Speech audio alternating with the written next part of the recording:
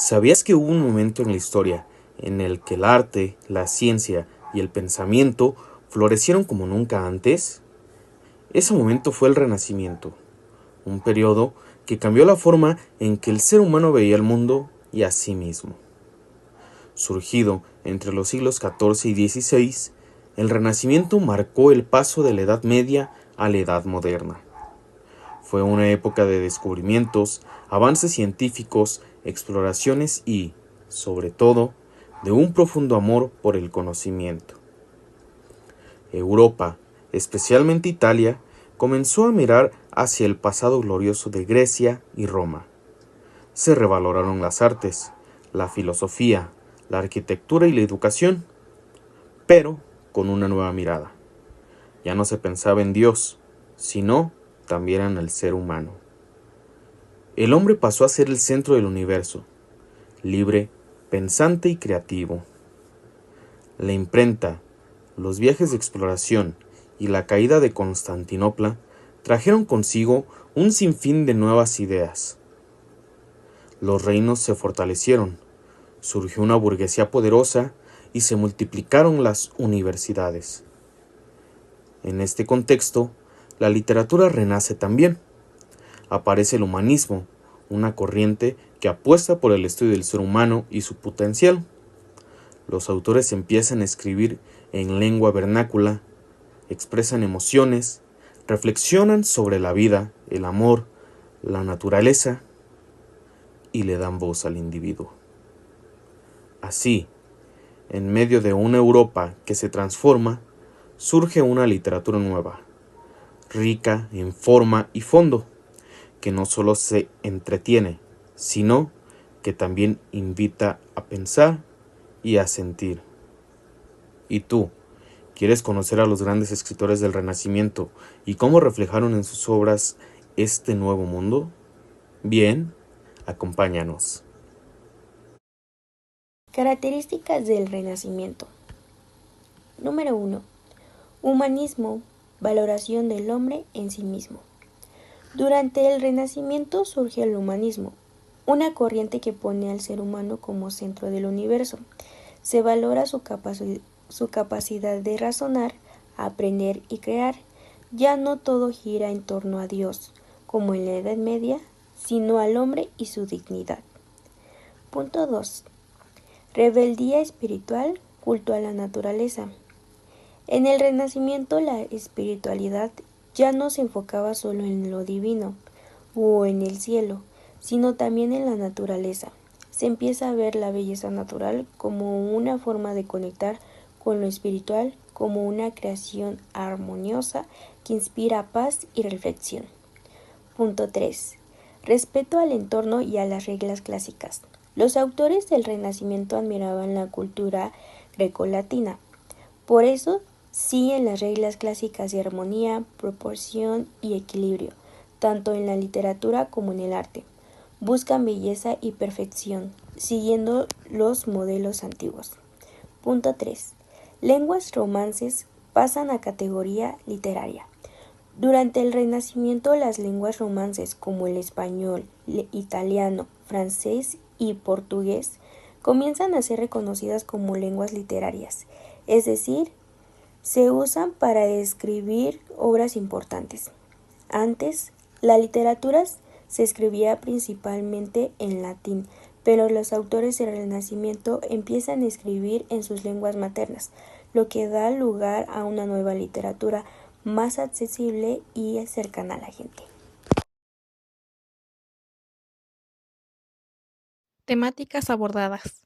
Durante el renacentismo se empiezan a abordar diversas temáticas, desde el humanismo, que empieza a ver al hombre como alguien con dignidad y capaz de autorrealizarse y tener sus propias cualidades y actitudes.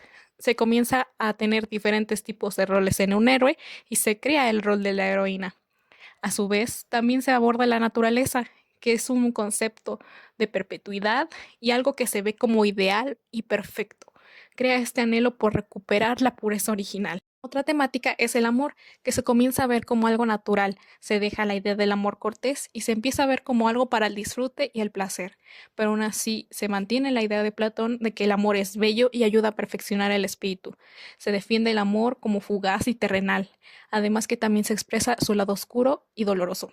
Durante el Renacimiento se adquiere un enfoque antropocentrista que relata la necesidad de aprovechar los bienes del mundo, fomentar las cualidades humanas y gozar de la vida, pero aún así se mantenían los valores religiosos de la fe y la idea de que estamos creados a imagen y semejanza de Dios, pero eso no quitaba que a veces en las obras se criticaba mucho la religión y lo que representaba. Además, en estas obras literarias se rescata mucho la idea cultural, artística e ideológica griega y romana.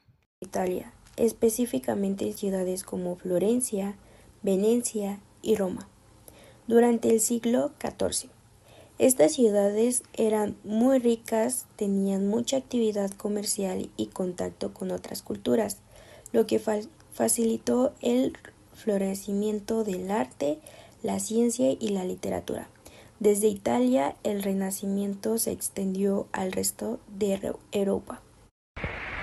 Hoy les voy a hablar sobre algunos representantes importantes de la literatura en la época del Renacimiento, un periodo que va más o menos del siglo XV al XVI y que marcó un cambio enorme en la forma de pensar y escribir. El Renacimiento se centró en el ser humano, en la razón, en la belleza y el regreso de los ideales clásicos de Grecia y Roma.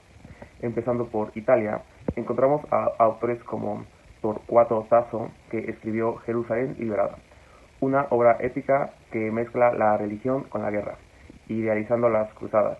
Otro muy importante es Maquiavelo, con El Príncipe, donde plantea una visión bastante realista. Incluso dura de cómo debe actuar un gobernante. También está Ariosto con Orlando Furioso, una obra que combina lo caballeroso con elementos fantásticos y por supuesto Petrarca y Boccaccio. Petrarca es clave porque es uno de los primeros humanistas y sus poemas marcan el estilo renacentista del amor idealizado. Boccaccio con Decamerón retrata historias humanas con humor, crítica y una visión más libre de la vida. Por otro lado, en Francia destacan el Erasmo de Rotterdam, que también nació en los Países Bajos. Influyó con mucho en su elogio por la locura, donde critica la corrupción de la iglesia, y Montaigne, que inventa el ensayo como género y empieza a escribir sobre sí mismo. Sus dudas, sus pensamientos, algo muy moderno para su época, diría yo.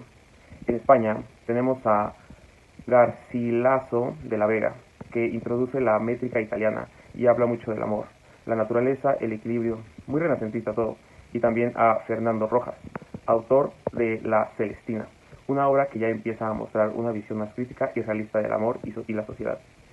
En Inglaterra también tenemos el gran representante que es Shakespeare, con obras obviamente como Otelo y Romeo y Julieta, donde profundiza en las emociones humanas, conflictos internos y la tragedia. También tenemos a Tomás Moro con Utopía, que imagina una sociedad ideal como una forma de criticar la suya, y John Milton, que con El Paraíso Perdido cierra este periodo combinado de religión, épica y filosofía. En resumen, todos estos autores ayudaron a transformar la literatura, poniendo al ser humano en el centro y explorando nuevas formas de expresión, en una época de grandes cambios culturales y sociales. Muchas gracias. ¿Alguna vez has escuchado la palabra maquiavélico? Pues viene de Nicolás Maquiavelo, autor de la obra El Príncipe, de la cual vamos a hacer un breve análisis. Esta obra fue escrita en el siglo XVI y fue dedicada para Lorenzo de Medici, para que así éste pudiera defender a Italia de los bárbaros. En toda la obra se hace una dualidad entre el bien y el mal, y cómo un príncipe debería inclinarse más hacia lo malo, hacia la crueldad y severidad, que a veces se debe tener para poder defender, expandir y mantener un reinado.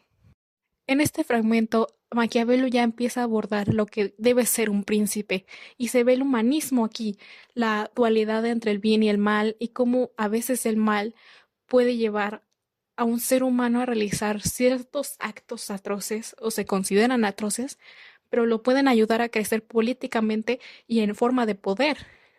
Además, también se concentra en esto del antropocentrismo. Se deja de lado los ideales religiosos, los mandatos divinos, lo que está bien de acuerdo a una religión, y se centra más en lo que busca un rey, un príncipe o una sociedad. ya no busca la aprobación de la religión. Se ve esta influencia de lo que es el renacentismo en esta obra y cómo el contexto político de Maquiavelo lo llevó a escribir esta obra.